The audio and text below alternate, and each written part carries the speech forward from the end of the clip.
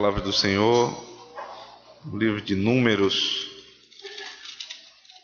capítulo 22.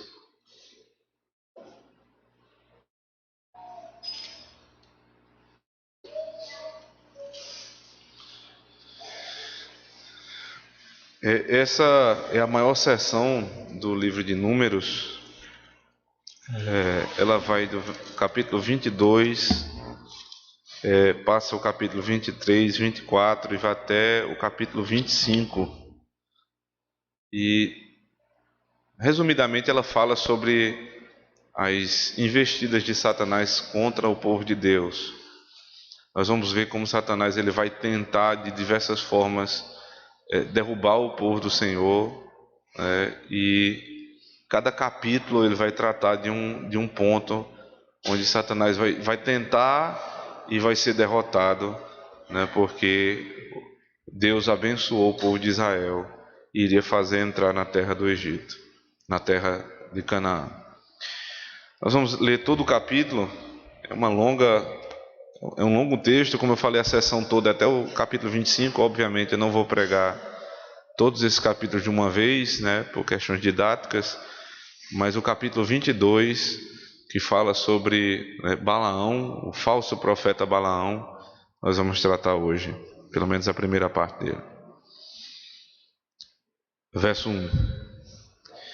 Tendo partido os filhos de Israel, acamparam-se nas campinas de Moabe, além do Jordão, na altura de Jericó. Viu, pois, Balaque, filho de Zippor, tudo o que Israel fizera aos amorreus. Moabe teve grande medo deste povo, porque era muito, e andava angustiado por causa dos filhos de Israel. Pelo que Moabe disse aos anciãos dos midianitas: agora lamberá esta multidão tudo quanto houver ao redor de nós, como o boi lambe a erva do campo. Balaque, filho de Zippor, naquele tempo era rei dos Moabitas. Enviou ele mensageiros a Balaão, filho de Beor, a Petor, que está junto ao rio Eufrates, na terra dos filhos do seu povo, a chamá-lo, dizendo: eis que um povo saiu do Egito, cobre a face da terra e está morando defronte de mim. Vem, pois, agora, rogo-te, amaldiçoa-me este povo, pois é mais poderoso do que eu, para ver se o poderei ferir e lançar fora da terra, porque sei que a quem tu abençoares serás abençoado, e a quem tu amaldiçoares será amaldiçoado. Então foram-se os anciãos dos Moabitas e os anciãos dos Midianitas, levando consigo o preço dos encantamentos, e chegaram a Balaão e lhe referiram as palavras de Balaque. Balaão lhes disse: ficai aqui esta noite e vos trarei a resposta, como o Senhor me falar. Então os príncipes dos Moabitas ficaram com Balaão. Veio Deus a Balaão e disse: quem são estes homens contigo?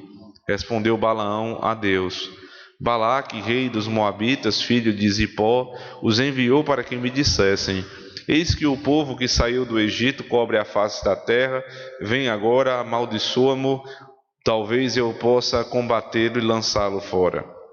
Então disse Deus a Balaão: não irás com eles, nem amaldiçoarás o povo, porque é povo abençoado. Levantou-se Balaão pela manhã e disse aos príncipes de Balaque: tornai a vossa terra, porque o Senhor recusa deixar-me ir convosco. Tendo-se levantado os príncipes dos Moabitas, foram a Balaque e disseram: Balaão recusou vir convosco. De novo enviou Balaque príncipes em maior número e mais honrados do que os primeiros, os quais chegaram a Balaão e lhe disseram: assim diz Balaque, filho de Zippor: peço-te, não te demores em vir a mim, porque grandemente te honrarei e farei tudo o que me disseres. Vem, pois, rogo-te, amaldiçoa-me este povo.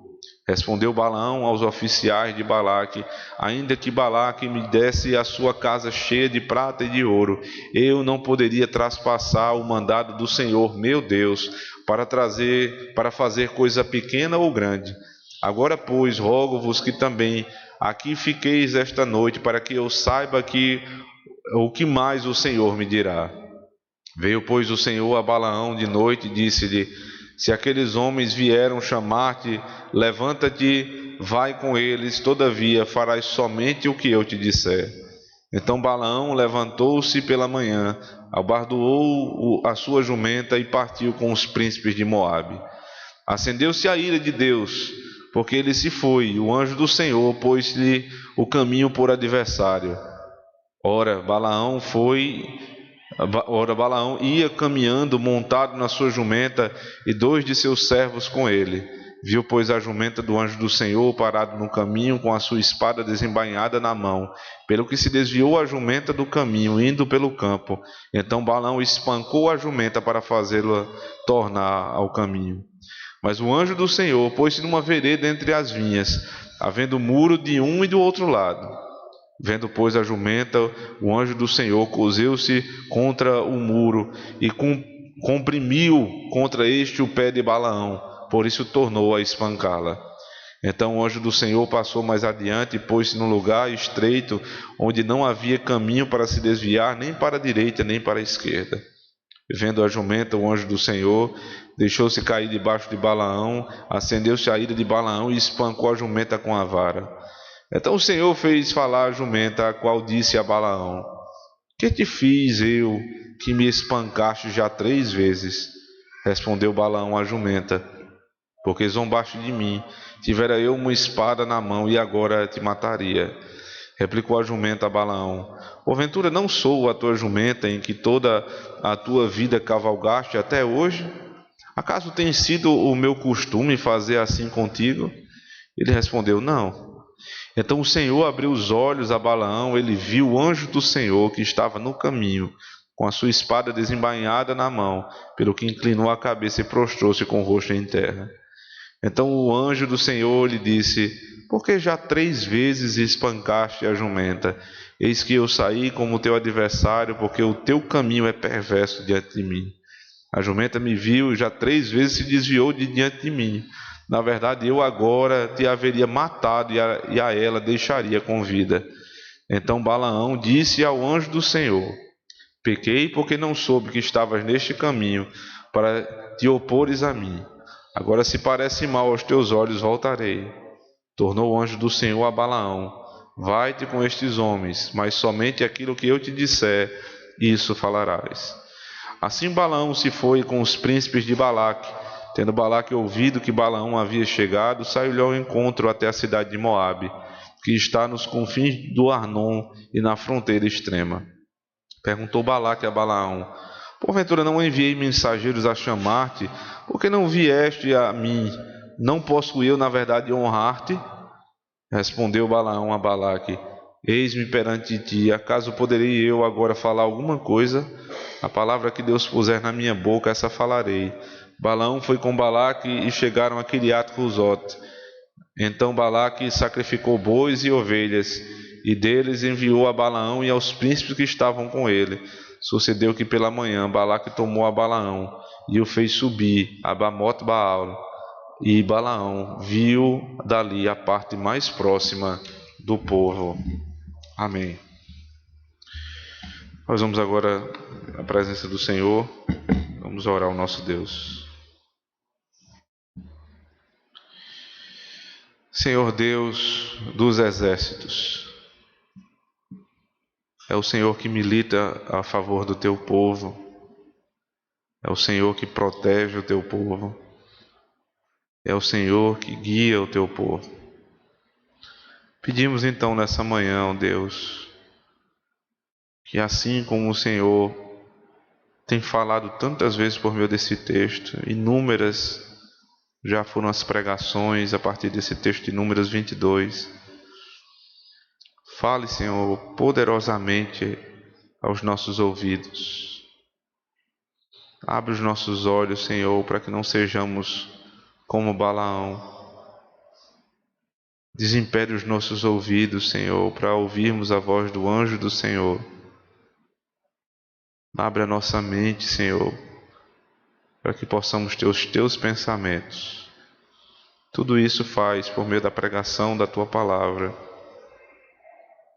Faz, Senhor, que Cristo, nosso Senhor, o anjo do Senhor, seja apresentada aos nossos olhos, ouvidos e coração nessa manhã, para a tua glória e para o nosso bem. Amém. É interessante como as pessoas que vivem na impiedade, no pecado, como elas têm, uma síndrome de perseguição. Pessoa que vive fazendo o que é errado, ela sempre está com medo. Parece que a todo momento alguém está atentando contra a vida dela, e alguém quer tomar a vida dela, e ela tem medo. Muito provavelmente porque ela faz com que os outros, ela pensa que os outros são como ela própria. O temor que ela tem é que as outras pessoas sejam tão maldosas como ela tem sido. Então, o temor é que a cada momento alguém esteja tentando tragar a sua vida ou lhe perseguir de alguma forma. Parece que é exatamente esse o caso aqui do povo de Moabe, e especificamente sobre Balaque, o rei dos Moabitas, porque ele teme a Israel. Ele diz por várias vezes, observe no texto, que o povo de Deus estava acampado ali, verso 1, nas campinas de Moabe, além do Jordão, na altura de Jericó. E no verso 3 é dito: Moabe teve grande medo deste povo, porque era muito, e andava angustiado por causa dos filhos de Israel. Pelo que Moabe disse aos anciãos dos midianitas: agora lamberá esta multidão tudo quanto houver ao redor de nós, como o boi lambe a erva do campo. Qual era o medo que eles tinham de Israel? Porque era um povo grande, era uma multidão, mas uma multidão que não levantou a mão contra eles, uma multidão que não desferiu uma palavra contra os moabitas, mas eles tinham medo do povo de Israel, porque o mundo, a todo instante, eles acham que a igreja é o grande inimigo. Pouco tempo, não faz tanto tempo assim, no Congresso Nacional, alguém que se declara pastor de uma igreja que adere ao sistema homossexual, e aquela pessoa, ela diz com todas as letras: nós precisamos a todo custo fazer ruir a cultura judaico-cristã do nosso meio, porque eles são a grande ameaça para a sociedade. Veja, a cultura cristã, judaico-cristã, é a grande ameaça da sociedade. Ora, foi essa cultura, sob essa cultura, que a nossa sociedade foi construída. O que nós temos hoje de bom na sociedade foi construído sobre as bases da cultura judaico-cristã. E eles acham que tem que atacar a igreja a todo momento. Eles acham que o grande inimigo da sociedade é a igreja do Senhor Jesus Cristo. Então Balaque olhava para aquele povo de Israel, porque era muito povo, e cobria a terra, ele diz isso algumas vezes, e ele teme a igreja do Senhor. Mas ele não apenas teme, ele passa a militar contra a igreja do Senhor. Há uma constatação aqui, veja, ele diz: eles vão nos lamber como boi lambe a erva do campo. A constatação é: eles são mais fortes do que nós. Ou seja, não adianta lutar contra esse povo com arma. Você não pode se levantar contra esse povo com armas, porque eles são mais fortes do que nós. Você não pode ir contra a igreja com as armas normais, comuns que se usa geralmente. Porque veja só, se essa não sempre foi a estratégia de Satanás. Satanás, ele nunca se levantou com armas contra a igreja. Você vê, o inferno, ele não se levanta contra o povo de Deus e claramente nos opor ao Senhor. Mas isso ele vai fazendo de maneira muito mais sutil e maliciosa, o que é muito mais perigoso para o povo de Deus. Porque se alguém se levanta e diz assim, como disseram a Jó, como aqueles amigos de Jó, e até a sua esposa disse: levanta-te e amaldiçoa esse teu Deus. Ora, isso é uma posição clara Isso é uma estratégia que não vai funcionar, porque Jó em seguida, né, replicou e disse: ora, eu recebi o bem do Senhor, não receberia o mal? Como é que pode? Até hoje eu recebi o que é bom do Senhor, e agora você manda eu amaldiçoar meu Senhor? Ou seja, é uma oposição muito clara, é um argumento muito falho. Mas quando você vê, por exemplo, no Éden, Satanás chega para a mulher e diz: mas Deus colocou vocês nesse jardim e vocês não podem comer nenhum fruto. Vocês não podem se servir dos bens que Ele deu. Veja, o problema não é Deus, né, diretamente, mas é porque Ele não é tão bom assim. Coloca a dúvida e ali inicia-se o diálogo, e daqui a pouco ela volta para dizer, né, mas é porque Deus, na verdade, tem medo que vocês conheçam bem o mal. Veja, o primeiro momento é que Deus é bom, porque Ele deu um jardim, mas Ele não é tão bom assim, porque Ele não deu tudo do jardim. É a primeira dúvida. Depois é porque Ele tem medo. Veja, a maior prova que Ele não é bom é porque Ele não quer que você seja feliz. Porque se Deus quisesse que você realmente fosse feliz, Ele daria tudo. Faça o que você quiser, né? Viva do jeito que você quiser. E Satanás está, né, ali minando a base do cristianismo, os mandamentos do Senhor, o amor que o povo tem pelo seu Deus. Até que no final, e só no final, Ele abre a boca e diz: certamente não morrerás. E aí Ele declara o que está realmente no coração dele. E aí ele lança sobre a igreja: se oponha ao Senhor, seja contra esse Deus, porque esse Deus realmente, o que Ele diz não se escreve, o que Ele diz não vai acontecer. Deus havia dito: certamente morrerás. Satanás lá no final diz: certamente não morrerás. Os ímpios sabem muito bem lançar a mão desse tipo de estratégia. O Brasil foi alvo disso, principalmente a partir da década de 60, né? Quando doutrinas comunistas tentaram ser implantadas na nossa nação, entre 60 e 63, e especificamente naquele movimento de 64, né? O povo se levantou e percebeu na estratégia maldosa de com armas se levantar e tomar a nação. Mas aí o que é que veio de 64 para cá? Ruindo, eles começaram a ruir as bases da sociedade, influenciando nossos filhos, influenciando os filhos da nação que hoje somos nós. E somos muito influenciados por um pensamento anticristão, por conceitos completamente opostos ao cristianismo, porque eles foram minar na base, já que com armas eles não conseguiram. É exatamente essa a pretensão de Satanás, irmãos. Dificilmente ele vai dizer negue a Deus, mas ele vai tentar ruir as bases da nossa fé, até que não haja mais nada. Ontem, né, na nossa reunião dos homens, ali do estudo dos homens, nós tratávamos a respeito de um assunto periférico a esse, né, como doutrina, né, e até movimentos americanos, um movimento chamado Promise Keeper, e outro Neo-Amish, que são movimentos de aparente conservadorismo, onde os homens se reúnem, né, para discutir como serem homens melhores, mais gentis, cordatos, mais educados, né, como desenvolver a masculinidade. E na verdade o que eles estão se tornando, na verdade, é cada vez mais femininos.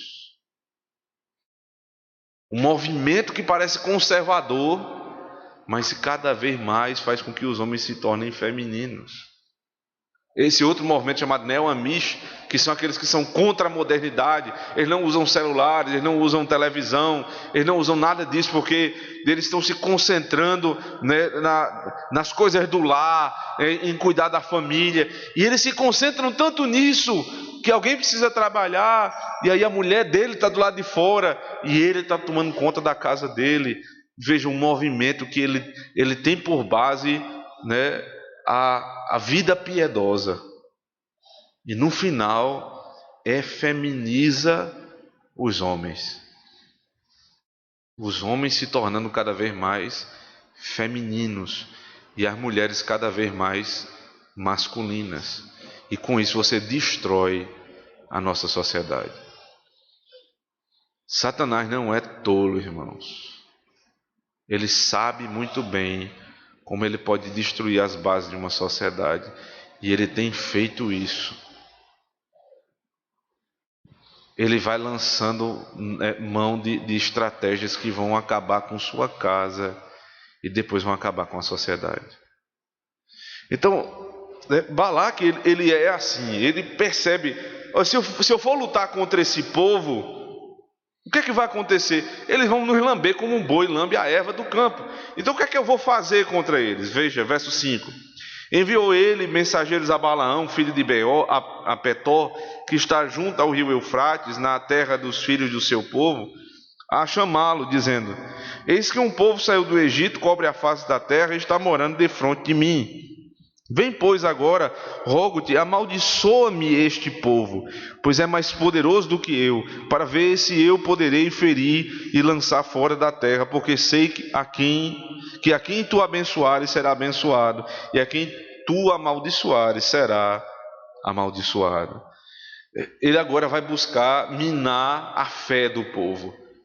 Ora, o que é que sustenta esse povo? É a palavra de Deus. Eles são abençoados por Deus. Então como é que eu vou destruir um povo tão grande assim? Eu vou amaldiçoar esse povo. Eu vou fazer com que eles se voltem contra Deus. Eu vou fazer com que eles sejam contrários ao Senhor. E vou fazer que Deus, que é seu amigo, passe a ser o seu inimigo. Voltando àquele argumento inicial que eu falei, que eles não tinham por que, temer o povo de Israel. Se você observar comigo Deuteronômio capítulo 2, os irmãos têm percebido que o início de Deuteronômio e isso não só o início de Deuteronômio, todo o livro é assim. É como que o resumo teológico do que está acontecendo em Números e em todos os 4 primeiros livros da Bíblia. Alguém já disse que Deuteronômio está para João, no Novo Testamento, que João é o evangelho teológico, que interpreta o que aconteceu em Mateus, Marcos e Lucas de maneira muito teológica. Então veja o que é dito aqui, Deuteronômio 2, verso 9. Então o Senhor me disse: não molestes Moabe, e não contendas com eles em peleja, porque te não darei possessão da sua terra, pois dei-a em possessão aos filhos de Ló. Veja, isso aqui não é uma revelação nova. Deuteronômio está tratando daquela época que nós estamos vendo lá em Números 22. Então ali já havia sido dito que Moabe não deveria ser alvo das investidas de guerra do povo de Israel, porque Moabe é primo de Israel. Veja, eu dei aquele lugar a Ló, que era um pai do povo moabita. Vocês se lembram que Moabe é um dos filhos daquele incesto de Ló com uma das filhas de Ló. E Deus disse: vocês não vão mexer com esse povo. Então não tinha necessidade nenhuma de temer o povo de Israel contra os moabitas, mas eles sempre pensavam que a igreja estava contra eles. Então, voltando para Números 22, qual é a estratégia? Eu vou pegar um profeta, um falso profeta, e vou amaldiçoar esse povo. No restante da narrativa, muitas pessoas vão pensar até que Balaão ele vem a ser um bom profeta, porque adiante ele diz, veja verso 18: ainda que Balaque me desse a sua casa cheia de prata e de ouro, eu não poderia traspassar o mandado do Senhor meu Deus, para fazer coisa pequena ou grande. Agora, pois, rogo-vos que também aqui fiqueis esta noite, para que eu saiba que o que mais o Senhor me dirá. Parece aqui que Balaão passa a ser um profeta, um bom profeta. Mas todo o texto aqui, os detalhes do texto, né, as entrelinhas do texto e a escritura como um todo, sempre que tratam de Balaão, tratam como falso profeta. Observe, 2 Pedro capítulo 2. É sempre bom ter o argumento do Novo Testamento a respeito de alguma causa em que nós estamos com dificuldade, né? Então Pedro vai nos resolver esse problema. Quem era Balaão? Capítulo 2, verso 15 e 16.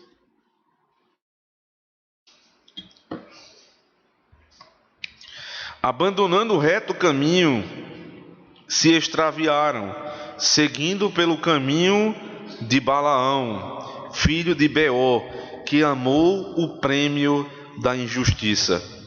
Recebeu, porém, castigo da sua transgressão, a saber, um mudo animal de carga, falando com voz humana, refreou a insensatez do profeta. Veja, ele chama profeta, né? Mas ele não está dizendo que aqui é um verdadeiro profeta, mas um falso profeta. Qual é a prova disso? Voltando lá para Números capítulo 22, porque nós devemos chamar Balaão de falso profeta.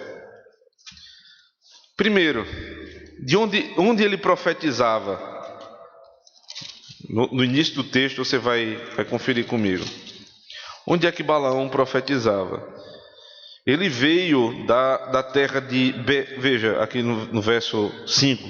Enviou um mensageiro a Balaão, filho de Beor, a Petor, que está junto ao rio Eufrates. Ou seja, ele era um profeta conhecido na região do rio Eufrates.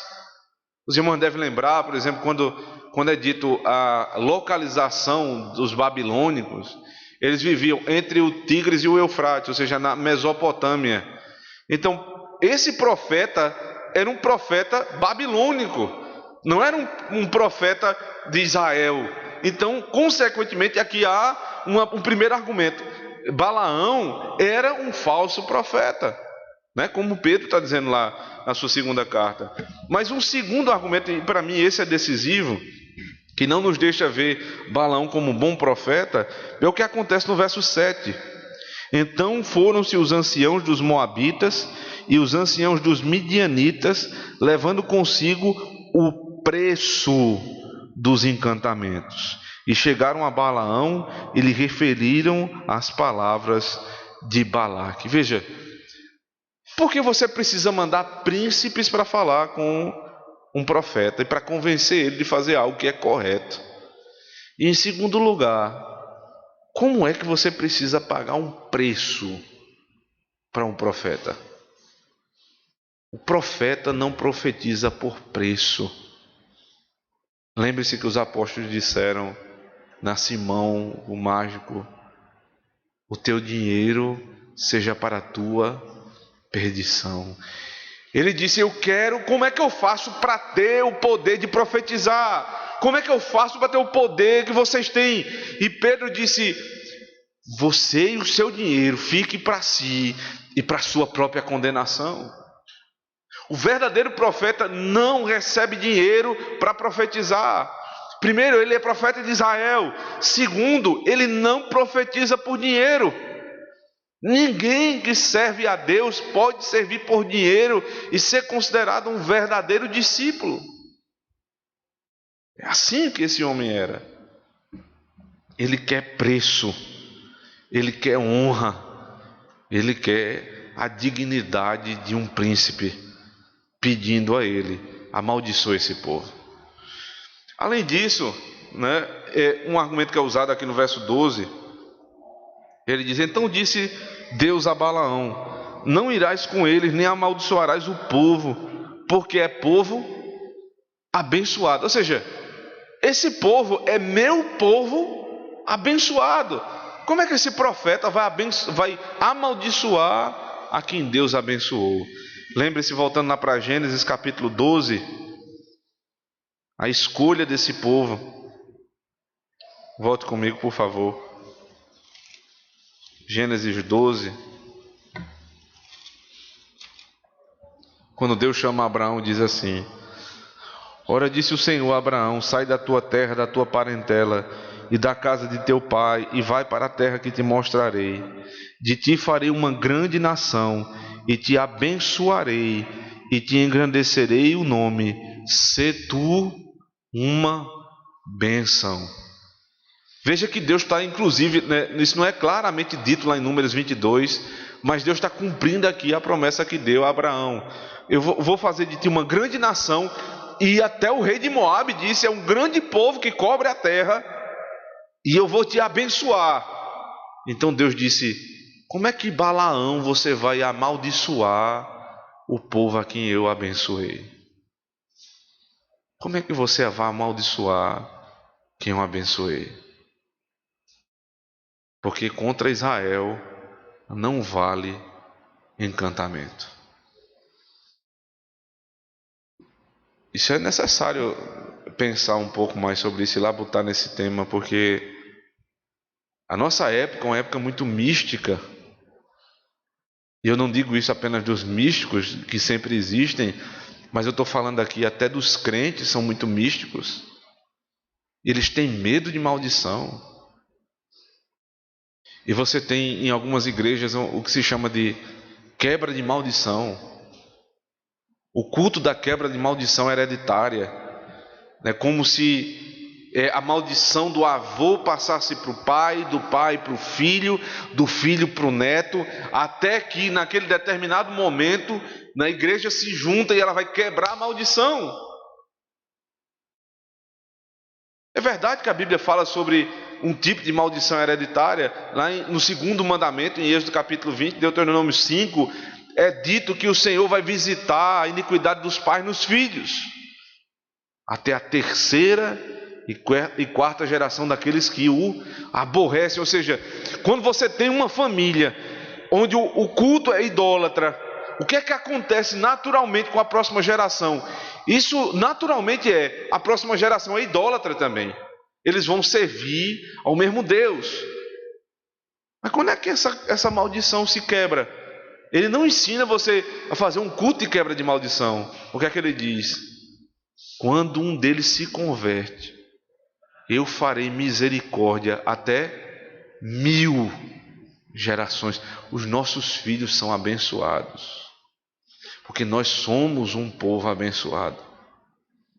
Independentemente, irmãos, da situação que você viva hoje, se é boa, se é ruim, se parece que está tudo dando errado na sua vida, ou está tudo dando certo, não importa. Não é a circunstância que diz se Israel é abençoado ou não, mas o Deus que abençoa. É a boca de Deus que nos abençoa. Tu és o povo de Deus. E aí Deus vai lá defender o povo e diz: como é que você vai amaldiçoar quem eu abençoei? Como é que alguém abre a boca para amaldiçoar quem Deus abençoou? Como? Dinheiro. Por dinheiro, as pessoas fazem tudo. Ou pelo menos algumas pessoas fazem tudo. Foi prometido, voltando lá para Números 22, o preço do encantamento. Veja que ele não era um profeta, ele estava muito mais para um mágico, era muito mais um encantador do que um profeta. Amaldiçoou esse povo. Lendo os comentários, eu achei interessante que um dos comentaristas falou que esse povo, por mais pagão que fosse, mas ainda restava alguma coisa de religião sobre a vida deles. Porque eles chamaram um encantador. E eles criam que se esse encantador amaldiçoasse, esse povo seria amaldiçoado. Ou seja, eles não chegaram a um ponto do materialismo puro e simples, mas eles criam ainda em algum tipo de espiritualidade que exercia influência sobre a terra. Mas quando eles chamavam esse Deus, na verdade chamavam os demônios. E aqui está, irmãos, uma grande implicação para a nossa época. Eles chamaram Deus. O próprio Balaão fala, não só Deus, veja o verso 18: o Senhor, meu Deus. Veja o Senhor como está escrito aí, Yahvé, todas as letras em maiúscula no verso 18. Meu Deus. Eles chamavam o nome verdadeiro de Deus, Deus da aliança. Eles diziam, esse é meu Deus, mas era um falso profeta. Que o alerta para a igreja. Porque a igreja tem sido muitas vezes ingênua. Porque o sujeito se levanta e diz que é profeta. E porque ele chama Deus de meu Deus. E porque ele pronuncia o nome de Cristo. E porque na igreja tem escrito lá na frente, Jesus Cristo é o Senhor. Então o povo de Deus passa a dar crédito a essas pessoas. Nós não podemos ser ingênuos, irmãos. É obrigação do crente discernir os espíritos. Veja o que aqui João vai dizer. Primeira carta de João, capítulo 4. Por favor, abra comigo.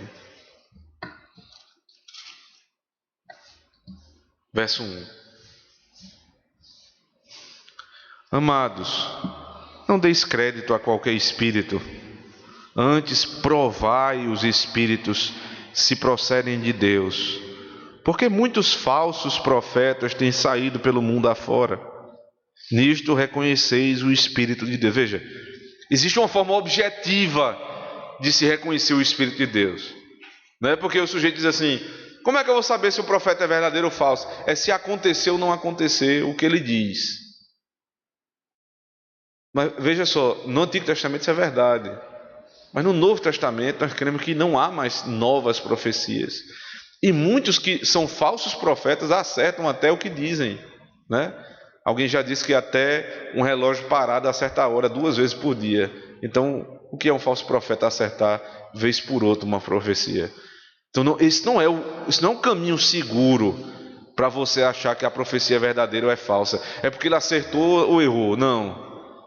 Né? Isso ficava para a antiga aliança. Na nova aliança, nisto conheceis o Espírito de Deus. Todo espírito que confessa que Jesus Cristo veio em carne é de Deus. Todo espírito que não confessa a Jesus, que Jesus não procede de Deus, pelo contrário, este é o espírito do anticristo. Ora, é isso, mas não é só isso. Porque João, ele está tratando aqui de um inimigo em comum da época dele. Porque muitos diziam que Jesus não veio em carne. Né? Era como que um fantasma, isso era uma heresia muito comum da época. Jesus não veio em carne. Então ele está combatendo esse espírito. Mas o que diz que Jesus veio em carne, mas não é Senhor? O que diz que Jesus veio em carne, mas ele sozinho não salva, mas as obras? Ou seja, todo aquele que se opõe a Cristo. João está estabelecendo um ponto aqui, que era o ponto que ele estava tratando. Mas todo aquele que se opõe à verdadeira doutrina, esse é o modo seguro de você dizer não. Você dizer não àquele que é falso profeta. Este é o anticristo, a respeito do qual tendes ouvido que vem, e presentemente já está no mundo. Filhinhos, vós sois de Deus, e tendes vencido os falsos profetas, porque maior é aquele que está em vós do que aquele que está no mundo. Eles procedem do mundo, por essa razão falam da parte do mundo e o mundo os ouve. Nós somos de Deus, aquele que conhece a Deus não os ouve, nos ouve. Aquele que não é da parte de Deus não nos ouve. Nisto reconhecemos o espírito da verdade e o espírito do erro. Veja, quem é falso profeta? Ele procede do mundo e fala das coisas do mundo. Quem era Balaão? Falso profeta. Do que ele falava? Das coisas do mundo. Porque ele profetizava por dinheiro. Então todo aquele que é pautado no seu ministério por dinheiro, e que toda doutrina tem a ver com as coisas desse mundo, é um falso profeta. Não tenha dúvida. É de Macedo, Valdemiro Santiago, né? R.R. Soares, Tantos outros eu podia citar aqui pelo nome: falsos profetas, filho de Deus, não é igreja, sinagoga de Satanás, porque eles profetizam por dinheiro. Tudo que eles querem é dinheiro. E o povo de Deus dá guarida. Ele está dizendo: quem ouve é dele. Se você ouve esses homens, você não é povo de Deus, porque os que são povo de Deus ouvem os verdadeiros profetas do Senhor, e não o falso profeta. Ora, por que as pessoas que são aparentemente de Deus dão ouvidos a essas pessoas? Porque é o que elas querem ouvir. O que ela quer ouvir é o cheque na conta. O que ela quer ouvir é o emprego, é a prosperidade, é a saúde, é que não vai ter doença, é que não vai ter problema, é que o problema que tem vai ser resolvido. Eles querem ouvir o testemunho aqui do empresário que estava quebrado e do dia para a noite, sem terem para que ele ficou rico. É o que eles querem ouvir, porque não são dos nossos. Veja o que é que ele diz, eu vou repetir, verso 5. Eles procedem do mundo, por essa razão falam da parte do mundo. E o mundo, quem ouve não é a igreja, quem ouve é o mundo. Então as pessoas que dão ouvidos não são inocentes, são mundanas. Nós somos de Deus. Aquele que conhece a Deus nos ouve. É obrigação do crente dar ouvidos à verdadeira profecia. Aquele que não é da parte de Deus não nos ouve. Nisto reconhecemos o espírito da verdade e o espírito do erro. Veja que os apóstolos não tinham dificuldade, eles não ficavam tristinhos porque quando pregava, fulano e ciclano não dava atenção, porque eles são do mundo. Quando você prega alguém e você mostra: isso está errado, meu irmão, na Bíblia isso está errado, e o sujeito ele declara a fé, ele diz: não, isso é radicalismo, isso é loucura sua. Ele prefere ir para aquela igreja de porta larga e de caminho largo, porque dão ouvidos às coisas do mundo. Ainda nesse verso: nisto reconhecemos o espírito da verdade. É preciso reconhecer o espírito da verdade. Voltando lá para Números capítulo 22.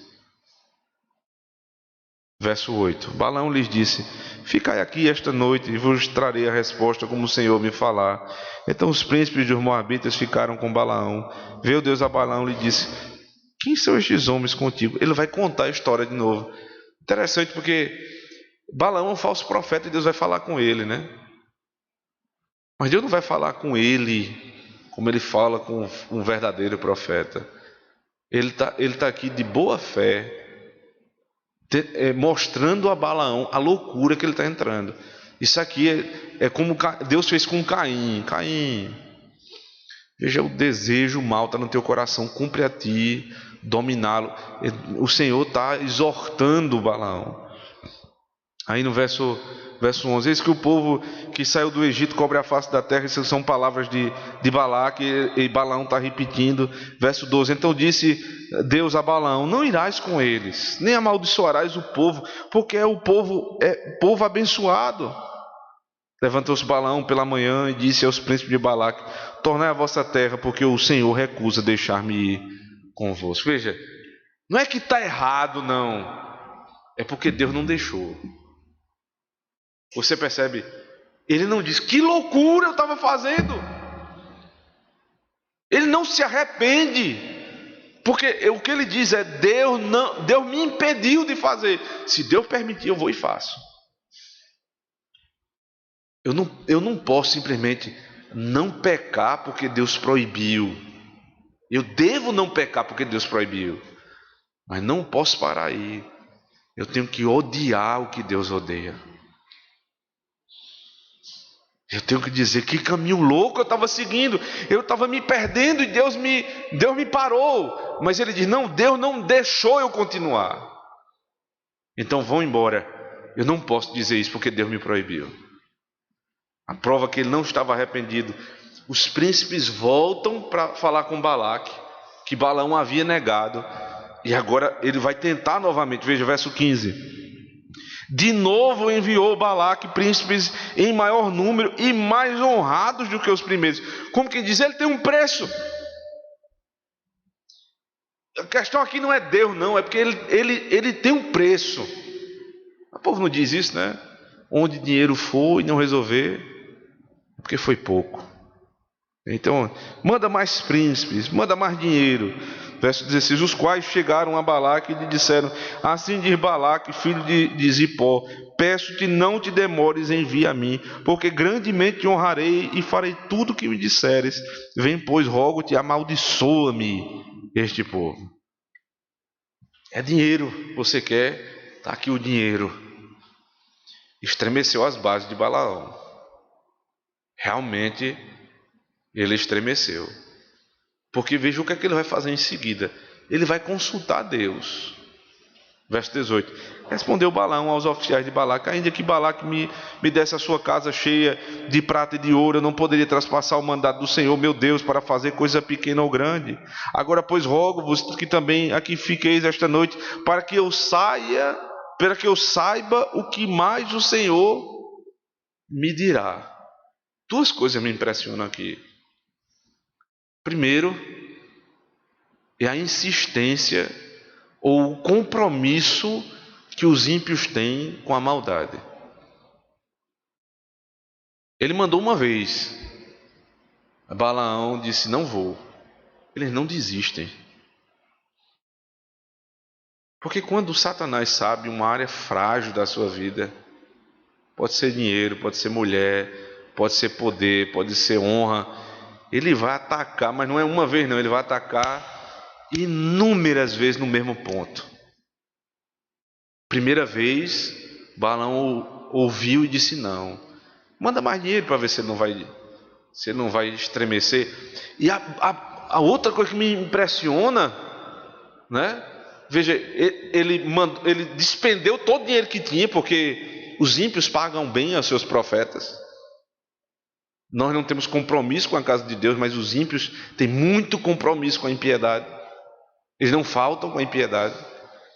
Quando mandou o dinheiro, aí Balaão veio e disse: espera aí, não posso fazer isso contra o meu Senhor, mas eu vou lá consultar ele de novo. Ora, Deus já disse: não vá, é meu povo abençoado. Deus já revelou. Como é que você vai consultar Deus? O que Deus falou? No mínimo, qual era a concepção que Balaão tinha de Deus? Ele é mutável. O que ele diz na palavra dele não se escreve. O que ele disse na palavra dele, ele pode ter se confundido. Ele mudou de opinião. Ele é um homem. Porque não é assim que você faz com seu pai? Ele não deixou você ir. Você faz o quê? Eu vou lá de novo. Eu vou com outro argumento. Até ele deixar. Deus não é seu pai nesse sentido. Ele não é como sua mãe, que muda de opinião. Ele revelou e está revelado. Então, o sujeito ele quer uma namorada. Não tem namorada na igreja, não se agradou da mulher da igreja, ele quer outra. É a palavra, ele lê a palavra, ele ouve as pregações, e a Bíblia diz: não se ajunte com os ímpios. Eu já ouvi isso. Alguém disse assim: mas eu pedi a Deus e Deus me deu. Uma ímpia. Aí eu disse: só se for o Deus desse século, porque o Senhor da Bíblia não. Deus não muda de opinião. Você pode consultar Ele 1000 vezes. O que está escrito, continua escrito. No Congresso Nacional, há um certo tempo, se reuniram deputados, né? Fizeram ali um conchavo. Aí um pagou propina para o outro. Eles foram fazer o quê? Agradecer a Deus. Ó Senhor, obrigado por essa propina que o Senhor nos deu. Que loucura!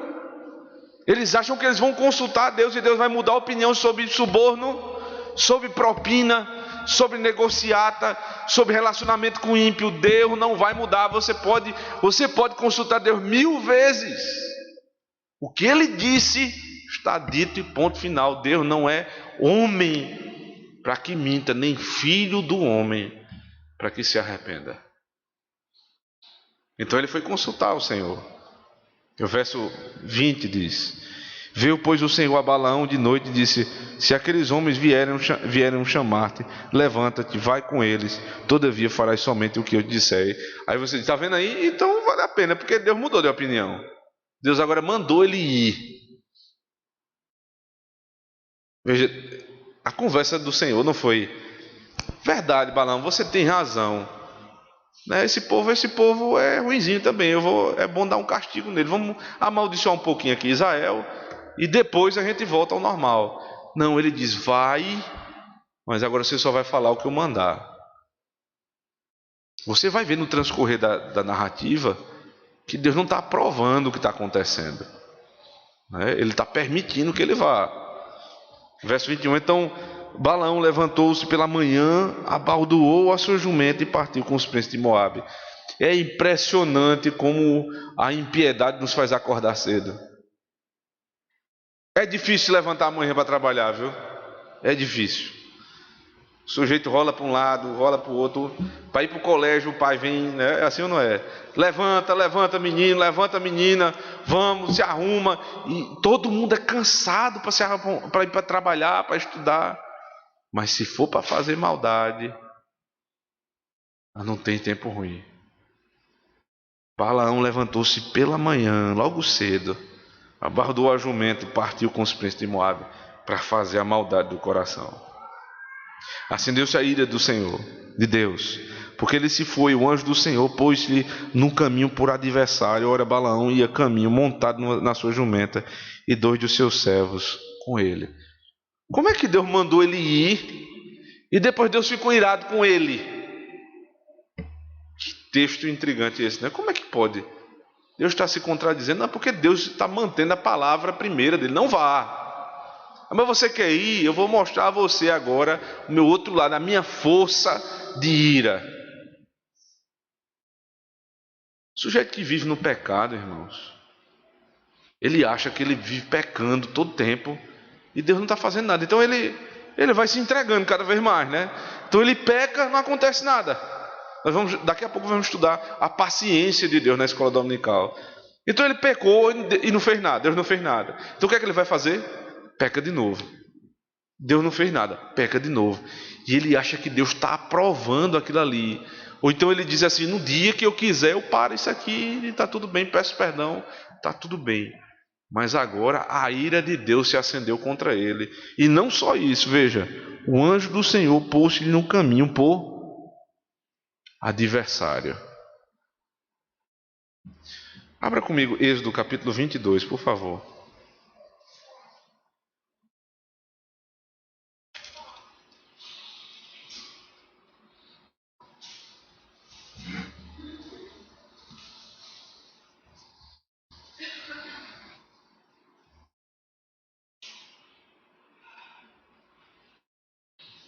Capítulo 23, verso 22.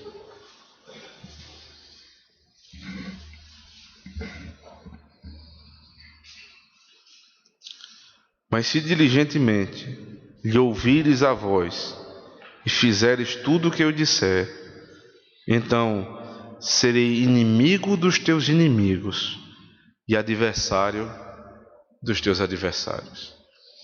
Deus não estava cumprindo somente a promessa que ia dar uma terra e fazer um povo grande, não. Ele está cumprindo essa promessa também. Porque quando Balaão saiu para amaldiçoar o povo, o anjo do Senhor, veja, não é um anjo do Senhor, é o anjo do Senhor, Cristo ainda não encarnado, se colocou entre Balaão e o povo. Eu me colocarei como inimigo dos teus inimigos. Quando você volta lá para Números 22, no verso 23, viu, pois, a jumenta, aliás, verso 22, e o anjo do Senhor pôs-lhe no caminho por adversário. Deus é adversário dos nossos adversários. Ele se coloca contra os que se levantam contra o seu povo. E aí a cena é Balaão em cima de uma jumenta. E aí Balaão vai andando, a jumenta vê o anjo. Isso é interessante demais, porque a jumenta vê o anjo e se desvia. O que é que acontece com Balaão? Ele começa a bater na jumenta, porque ele mesmo não vê o anjo. E a jumenta vai se espremendo até um canto que o anjo bota o pé de Balaão entre a jumenta e o muro. E dói, e ele bate na jumenta. 3 vezes isso. 3 vezes isso. A jumenta viu o anjo e Balaão não via. Isso é uma humilhação. Esse texto não é um texto irônico simplesmente. Isso é um texto de humilhação para o homem. A cegueira espiritual de quem segue os falsos profetas é tão grande que é capaz de um animal de carga, veja, dos animais mais brutos e tolos que existe, ver um anjo e aquele que se dizia profeta de Deus não vê. É isso que a cegueira espiritual faz com uma pessoa. Cega e se desvia do caminho do Senhor. Então, depois de 3 vezes isso acontecer, verso 28.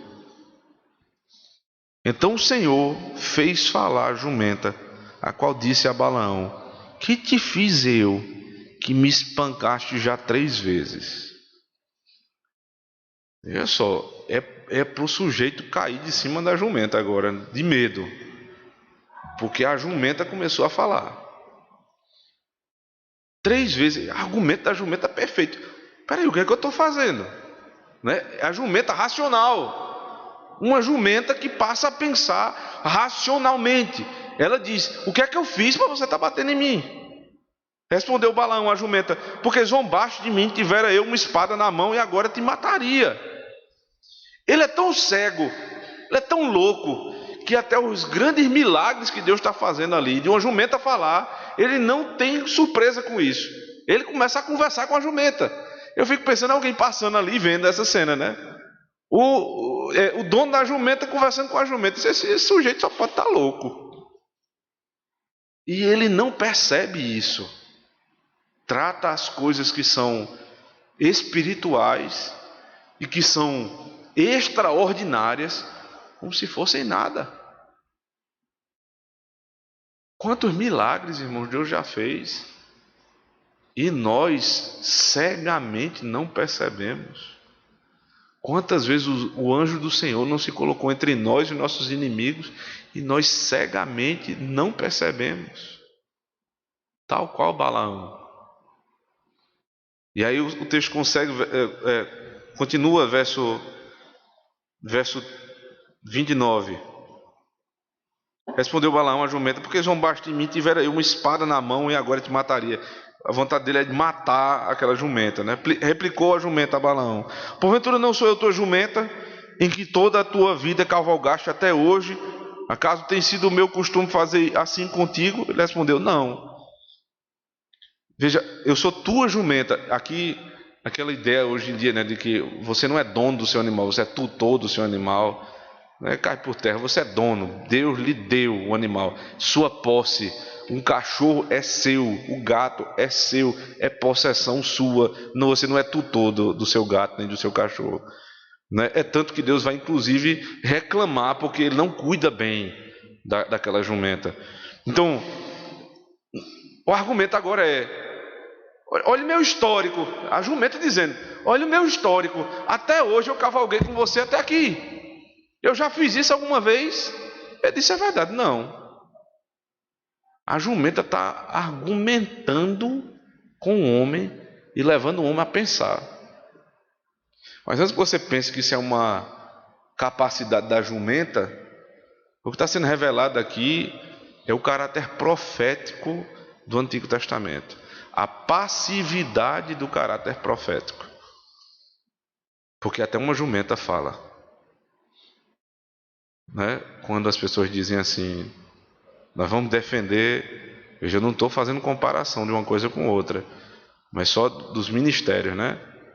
Nós vamos defender ministério feminino, porque Deus pode usar uma mulher, né, para pregar e para profetizar. Matthew Henry, ele diz assim, não só falando sobre o ministério feminino, mas sobre aqueles que dizem ter visões e profecias, ele diz: você que se ensoberbece porque tem visões e sonhos e algum tipo de profecia, para você eu digo, até a jumenta viu um anjo. Isso não é argumento, sabe, irmãos? Isso não é argumento. Porque uma mulher pode ser usada para pregar o evangelho. A jumenta foi usada para argumentar com Balaão e refrear o pecado dele. Então, uma coisa não leva a outra. Não é. Isso aqui é a passividade do caráter profético. Porque, se você observar, até o verbo em hebraico que é usado para profecia, quando a profecia está sendo vista, ela sempre está o verbo sempre está no passivo. Ele nunca está na voz ativa, sempre passivo. Porque é para dizer o seguinte: a voz do profeta não é voz dele, é voz de Deus, e Deus usa a quem quer. A passividade da profecia é isso. Deus usa quem quer. Deus usa um homem, Deus usa uma mulher, Deus usa uma jumenta, Deus usa quem quer. Mas o caráter pastoral da pregação é de outra natureza. O caráter pastoral é interpretação e aplicação do texto. Isso tem ligação com os sacerdotes, com o mestre, que nunca foi mulher nem jumenta. Não dá para defender a partir disso aqui. Então, Deus usa uma jumenta para humilhar um homem. Esse é o ponto do texto. Verso 31. Então o Senhor abriu os olhos a Balaão. Ele viu o anjo do Senhor que estava no caminho, com a sua espada desembainhada na mão, pelo que inclinou a cabeça e prostrou-se com o rosto em terra. Então o anjo do Senhor lhe disse: porque já 3 vezes espancaste a jumenta? Eis que saí como teu adversário, porque o teu caminho é perverso diante de mim. A jumenta me viu já 3 vezes e se desviou diante de mim. Na verdade, eu agora te haveria matado e a ela deixaria com vida. Como é que pode você não viu o anjo do Senhor? A jumenta já viu 3 vezes e se desviou. Como é que pode você não ver Cristo no seu caminho? É claro, irmãos. Cristo é muito claro. O anjo do Senhor está à frente, guiando o povo de Deus, mas está à frente, nos livrando dos nossos adversários. O que vai acontecer agora no final do texto, né, é essa repreensão. Então, Balaão vai se encontrar novamente com Balaque e vai dizer que não pode profetizar contra o povo de Deus. E o capítulo seguinte vai tratar, né, das 3 vezes que Balaão abençoa Israel e não amaldiçoa. Então, qual é o cerne aqui desse texto? Em primeiro lugar, lembrar a igreja que na caminhada que nós estamos tendo no deserto, nós não estamos sozinhos, mas o anjo do Senhor vai à frente do seu povo. O anjo do Senhor é nosso guarda, é o guarda de Israel que nem dorme nem dormita, por isso nós estamos seguros, e ele é o adversário dos nossos adversários. Quem é seu adversário? Com quem você tem lutado todo o tempo? Seu adversário não é sua esposa. Seu adversário não é seu marido, não é seu filho. Não, seu adversário é o pecado, que pode estar sendo usado para destruir sua família. Então foque no verdadeiro adversário, não seja cego. Seu pai não é seu inimigo, sua mãe não é sua inimiga, sua esposa não é sua inimiga, seu marido não é seu inimigo, seu inimigo é Satanás. Não seja cego. Os crentes podem chamar e clamar por por proteção, mas não podem ser cegos. Eu vou dizer até mais, não é só o de casa, não. A pessoa que trabalha com você, que tem lhe dado muito trabalho, ela não é sua inimiga nesse sentido, espiritualmente falando, mas está sendo usado para ser seu inimigo. Lute contra os seus verdadeiros inimigos: Satanás, o mundo e o pecado. E saiba que o Senhor Jesus Cristo é aquele que se coloca entre você e seus adversários. A maior prova disso é a cruz do Calvário. Porque a imagem mais perfeita da cruz é o Deus Criador, o Cristo levantado e o povo abaixo da cruz. É uma cena mais perfeita possível. E a ira de Deus cai sobre ele e não sobre o povo. Ele se colocou entre nós e Deus e recebeu toda a iniquidade do nosso pecado sobre si. Ele é o anjo do Senhor.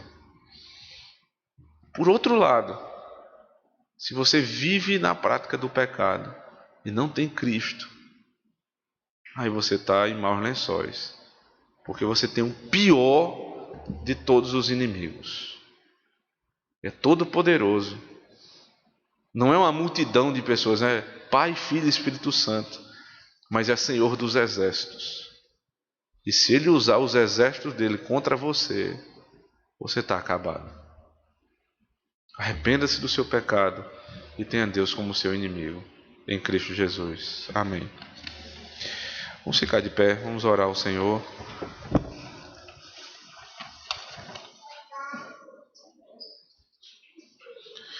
Senhor Deus, agradecemos a Ti pela Tua palavra pregada aos nossos corações nessa manhã. E rogamos a Ti, Senhor, seja o nosso amigo, nosso companheiro e o Senhor dos exércitos que milita em nosso favor, perdoando a iniquidade do nosso pecado, Senhor, e nos livrando de todo mal nesse mundo. Amém.